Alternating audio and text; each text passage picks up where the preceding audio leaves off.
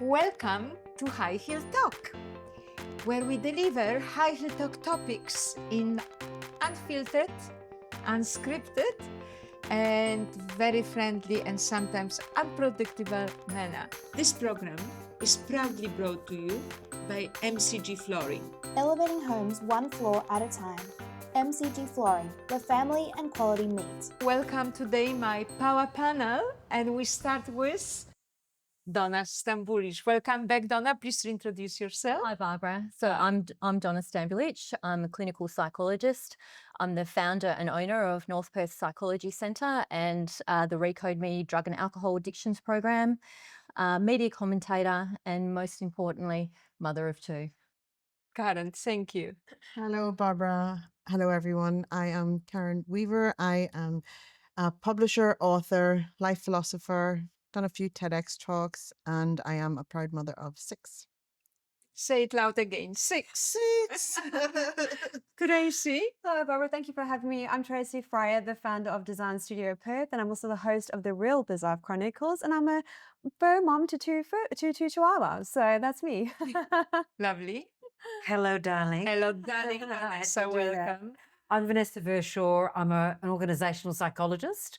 I'm a high performance coach, author, media and commentator, and the mother of 2 absolutely stunning children, loves of my life. Vanessa, I start with you.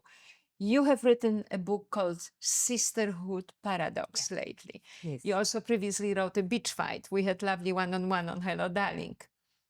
I'm now going to put the topic to the panel and start with Vanessa. Are women more jealous than men from the nature as a such, including or especially in corporate world? Wow. Okay. So, I think here's how I'd answer it. I think that, human beings do have moments of jealousy, whether they are men or women.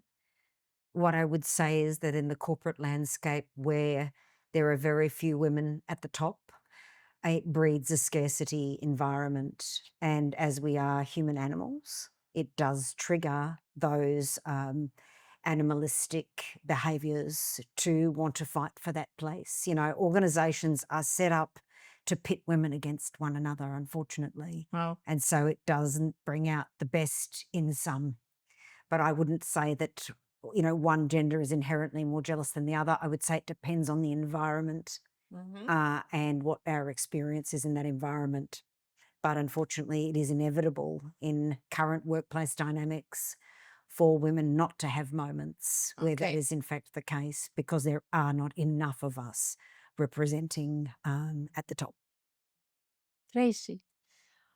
I agree with Vanessa in that I don't think it's sort of, male or female. I do think sometimes when people are doing well, not everyone wants that person to win. So sometimes that will, well, let me just try and rephrase that. I think when we see someone doing well and we're not confident within ourselves, that makes us feel inadequate in our own abilities. So that green-eyed monster tends to rear its head. Only because we might want what that person has, we might want that position or that business or whatever it is. So not everyone wishes each other well, in a nutshell. Okay. Mm. Karen. I have what I think is the luxury of hanging out in environments where women celebrate each other and rise each other up, and I suppose I do that by choice, and I feel that I'm very blessed. And yes, there's we are human beings and we have primal instincts, but again, I choose to be in those environments. I recently was at an event last month in Melbourne, and somebody came along with me, and they actually said, I've never been in an environment like this where everybody celebrates everybody. Wow. There's no competition, even though it was a lot of authors there. They're speaking, and everyone was celebrating each other, cheering each other on, buying each other's books, and it was just very positive environment. So I just feel blessed to be in those environments more often than Beautiful. Donna. I agree with the panel. I don't think that it's gender specific. I think if you give the right context and sort of circumstances, then we're going to see women in the workplace behave very differently, especially if we're coming from, a position of women feeling deprived or depleted already. It's almost like, I think about the different genders going to work sometimes, and I think of, men just get to go to work, and it feels like women are going to war Wow. in like a jungle. Wow. And we're doing everything all of the time. So it's not even, we're not just going to work. Like there's so much other stuff that's going on. And again, we're depleted. So of course, You still feel like this. scarcity. Yeah. Yeah. You still, Yeah. with Scarcity. such a powerful women here, and you still have this absolute conscious feeling about it. Yeah, 100%. Yeah, I Karen, feel it in as my well? bones. Yeah, women do so much. Oh yeah, Yeah. well, that's my next Mm. topic to discuss, which we rolled in straight away organically to it. The price of women having it all. Can women have it all? I say yes, but not on the same day. Now, we are a makers of having it all. So we are carers, we are mothers, we are wives, we are lovers, we are drivers. We are CEOs, we are professional. Some of us clean a house on top of it. But we try to do everything 100%. The price of it, burnout. Vanessa, how do you manage I having it all? well, I don't have it all. What Yeah, don't so you I have? don't have it all, and it's so funny, that question, because Yeah, people think that I do, and I just laugh. I yeah. think you got to be kidding me. Yeah, Like, but really? having all means, because I also think you have it all. Yeah, I really. Okay. I think it's ebbs and flows, and I run my life with military precision. Mhm, If I didn't, I mhm. don't know that I would be able to do half the things I would do. And the other part is I am not alone.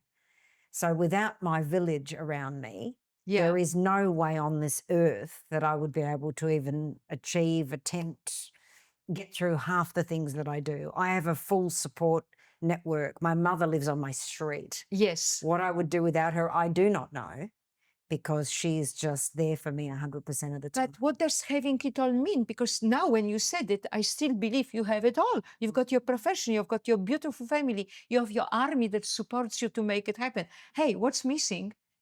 Well, I think time. Ah, that's I another. think time. For me, having it all would be more time to be creative. Okay. And I have to be really, really carve that out. It's intentional, it's deliberate, and I have to really work my whole life Yes. to afford me the space to be creative and write books, because I've got so many more I'm sitting on. Yes. And I'm desperate to write these things. Yes. But I have to plan it all. And But that's a price it's of creativity. yeah. Yes. Yeah. Endless over creative mind that never stops. Never and stops. everybody is nodding here. Never stops. Correct. How blessed you are. How I am blessed we blessed. are. I think Trace. I'm constantly striving to have it all. What does that look like? I think I'm still figuring out. But I got the 5 F's in my life, and it's my value, right? So fitness, friendship, fun, finances, and I've gone the fifth one, but never mind. So constantly evaluating across those where my life sits, and I do regular check-ins, with that. So I think there are parts of my life where I don't have it all, but having structure and support. Having a core, I've got a mentor, an amazing advisor mentor who has helped me so much in my life. And I think just having the key people in your life that can help you in those times where you think, oh my gosh, it's just because we're all human. I like to Yes. think I'm invincible. I'm not. When it gets too much, you've got that support, and then having structure in my day. So like Vanessa, my day is very much planned out. And it's what we make time for in our lives. A lot of people say, oh, I don't have time, but it's like, have you made time for it? So again, my calendar's a rainbow. Yes. And that's how I function. But also Yeah. in that rainbow, it's time for me to have time out as well. So Yes. These ladies are going to cringe. I don't even do a calendar. No. I am in flow. Running flow. A running flow. Yes. I've like, honestly, I have to be that in my life. And, my definition of having it all is just feeling fulfilled in what I'm prioritizing at that time. And I prioritize different things. Like if my family need more of me, I'll give that more of that and fill that cup there, or more into business, more into, I start my days writing, Vanessa, because I just absolutely, and if I start my day writing, the day flows beautifully. I'm in the right energy, and it's just wonderful. So I live in chaos. I absolutely live in chaos. I'm happy doing that. I feel fulfilled. It means that I can just ebb and flow as in it. Navigate. And I feel all of the time that I have it all. Yes. I really do. Donna, darling. Well, I certainly don't have it all. Yeah. I don't have it figured out, and in some ways, I don't want to have it all. I just want to have enough. I just want enough, and I think that comes with an adjustment of expectations that I attach to, or I allow myself to attach to on Yeah. any given day. I love that. Any given, Yes. can have it all, but not on the same day. That's right. I can't. And I think that that pressure is just, it's impossible. So what I would really like is I would like more time. And that feels really like the most precious thing, because it's the one thing that we can never get back. That's right. We can never get back. And life is so fragile. I don't want to run around all of the time what people expect me to do and to be ticking boxes. I did that in my 30s in particular and early 40s. And now the priorities have just changed. And I just want to be me, and I just want to be enough. It comes with Yeah. years, this kind of It knowledge. does. But how do we slow time? How do we slow down time? By doing less? By choosing what we really want to do, That's right. what's really important. So it's selection. It is. Do you think people are born confident and consequently powerful one day?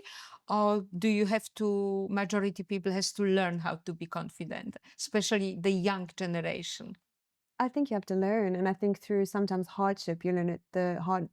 That's how I've learned, because I think it's like the Stoics, right? You go through suffering, and through that, you mold it into someone who's more strong, someone connected to that core, so you can step more into your power and lead more in your purpose. I think we're actually born confident, and like we're born belly breathers. And once kids or hit sort of kindy or pre-primary or year one, they suddenly stop becoming belly breathers naturally. Like that's a natural state. And I think the confidence goes from them, And then you have to because of gain it stress and life, Then you and have to gain it back. and then we go through that process as well, where we evolve. But Yeah, Karen. Oh, Were you born confident? What do you think? I was so confident. I was 6 months late, or sorry, 2 months late coming into the world. 2 months late coming into the world. I was born with, that's another story. But like we're all born pure, and we have our natural ability to do things, and we're confident in telling people what we want. And then we learn lots of things that don't serve us and have to unlearn them in adulthood. Yeah. And there's all of those things, but I think that's all a process to becoming our own version of confidence for ourselves, and that is unique to every individual. There's no two ways of that being. Yeah. Next question. What would you say is the main difference between confidence and power? For me, I think confidence is energy that you bring to something. But I think power is when you trust yourself and trust that even if it messes up, even if it doesn't go well, that you're still going to be okay. Beautiful. Karen? When I think of power, I'm thinking of control. Not that I want to control anything, but I see other people trying to, and it doesn't end well. But I think the intention of which you bring to things determines, the you that's there, that's coming to the table with that. Yeah. Beautiful. I think for me, confidence, as Vanessa described earlier, it's just being so, connected with your core. It's the way you carry yourself, the way you show up. And then for me, power, to be someone of power is a blessing. And I think it's, stepping into that power and being mindful of how you use that to impact others. For me, power and true internal power, which is where I like to go, comes from a rock solid core and foundation of self-belief that is unshakable. And so having power is also confidence. They go hand in hand. Having a rock solid core and power gives you confidence, and that is a formidable combination. And other way around? Well, I think that, confidence gives you power. That's what I would say. I think it's the flip. I'd like to flip them. Okay. And power gives you confidence. But now why so many of people execute power in a wrong way, because so much bad that is happening in the world is in the name of greed and power, and then under umbrella of religions very often. Yes. So why do we stray? Why do we go wrong direction as a human nation? Whoa, that's Yes. that's Yes. big. Why so often? Yeah. Oh, like there's just so many reasons. I think, power, when we think about power, for me, it's about, stepping into, not being powerful over, other people and stepping into my own power. But I think it comes from, people's egos wanting to be, to be greedy, to have things that other people have that aren't theirs, that aren't earned. Like there's just such a myriad of reasons, and like if we go back historically, like we can see it play out, over centuries and centuries, usually people trying to get something from someone else that isn't theirs Yes. or they're not entitled to. That's right. Greed. Yeah. Yes. I think it's the most beautiful thing to see someone in their power Mm. that is connected to their inner self and as Vanessa said, their core.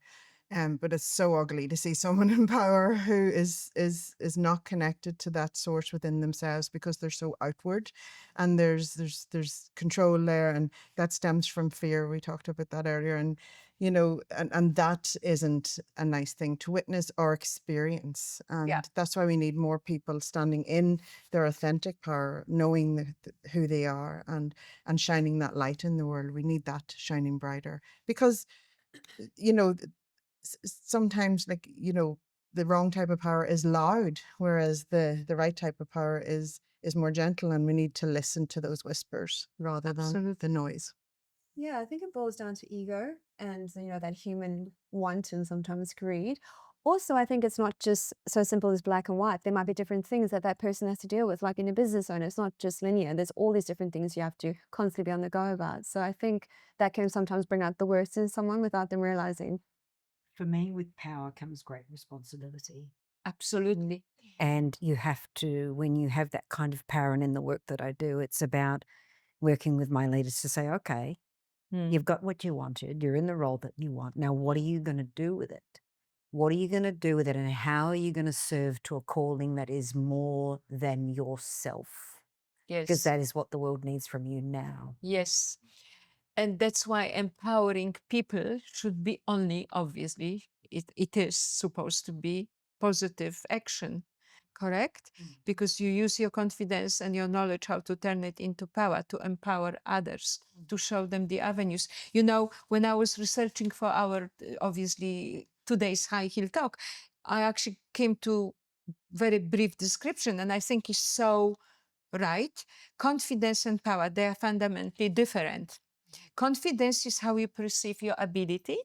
Power is your actual ability to influence your life, environment, or outcomes, consequently empowering others. I think this sort of would, yes? I will say, and I don't know how controversial I can get here in this chair. Let's get controversial. Can I? Yes. May I? Okay. Absolutely.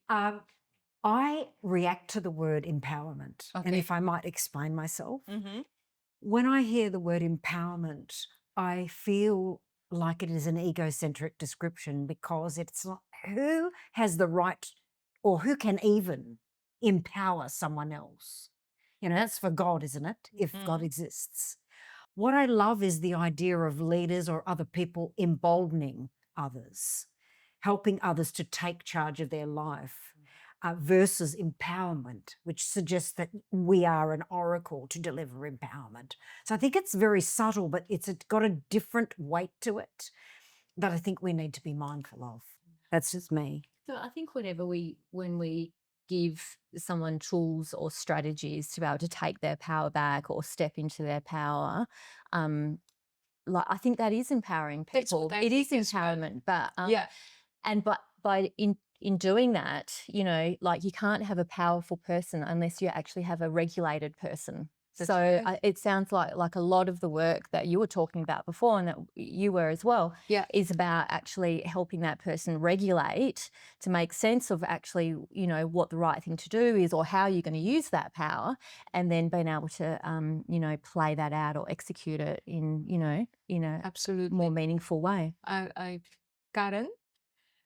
Well, what keeps coming into my mind, which is a little different, is that when someone hands over, their power to someone else externally, and that, so in other words, not making decisions for themselves, not living outwards, and instead of inwards, you're handing your power over to someone else to, where someone may have an opinion on your life, you just go with that. What do you think? What other people, you care what other people think, and make your decisions based on those outwardly choices, whereas every decision is an inside job, and you go inwards for those answers. Yes.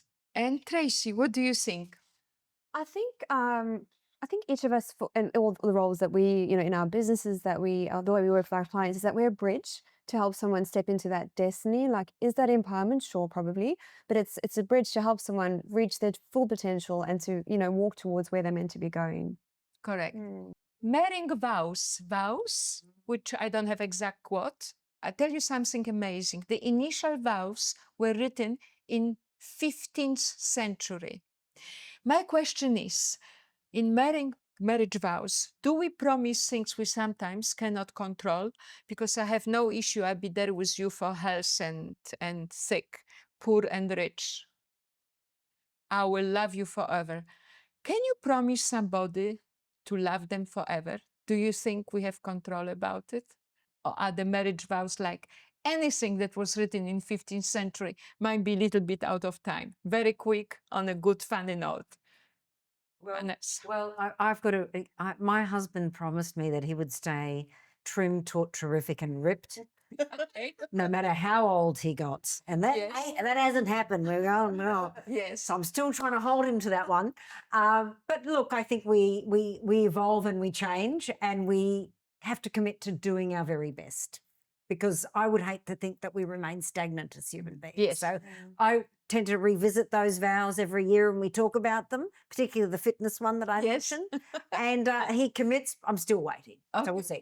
Well, there is a progress in Progress. progress in process. Yeah. Like Karen said, when you get married, you intend on honoring those vows, and I think you can try uphold it and honor them. But sometimes you have to. I think I reached a stage in my marriage where I was like, well, is this actually detrimental to me? Am I making leeway for this person constantly because of vows that I have in place, and is it actually to my detriment? So I Yeah. think you have to. Again, people grow and change, and all that sort of stuff happens. So you, as much as you intend on honoring it forever, it's sometimes not always. But you believe in it at the moment. Yeah, and of that's course. the main Yeah, thing. yeah. Karen, Oh, I'm Darling? trying to find humor in it, but I'm a tragic story. it doesn't have to be personal. It's Tragedy. just your opinion on it. Yes? Yeah, well, listen, everything's all rosy. Whenever you're standing at the top of the altar, you have the intention of honoring those vows for the rest of your life, and I'm sure many people do, even the people that go to Las Vegas and do it drunk or whatever. But the thing is that life is life, and life changes. And we I change. never stood at the top of that aisle thinking I would have 6 children. I never thought, Amazing. that I would be in Australia. I never thought that, all of these circumstances happened. And unfortunately, it just didn't. Yes. And that is life. Nothing is permanent in this life. It just isn't. I think we can start off, whether it's marriage or a relationship, whatever, to promise to always be truthful. Yeah. I don't think that we can be making these grandiose, promises that go on for the next 50 years. They sound really nice, but I think if you continually choose to be honest and show up and be authentic, and as soon as I know that something's changed, I'm going to let you know, and then we can talk about it, and then we can, see if we can work it out. I think that's a good starting I think point. it's beautiful. Communication. Yeah. Because the only constant in life is change. Yes. Consequently, let's live up to it. And girls, what they say. If you give a woman the right pair of shoes, she will conquer the world. So thank you so much for conquering the world. Continue doing the great job, and we see you the next High Heel Talk to continue talking about relationships and human connections and power of story. Thank you very much. Thanks, Haydar. This program was proudly brought to you by MCG Flooring.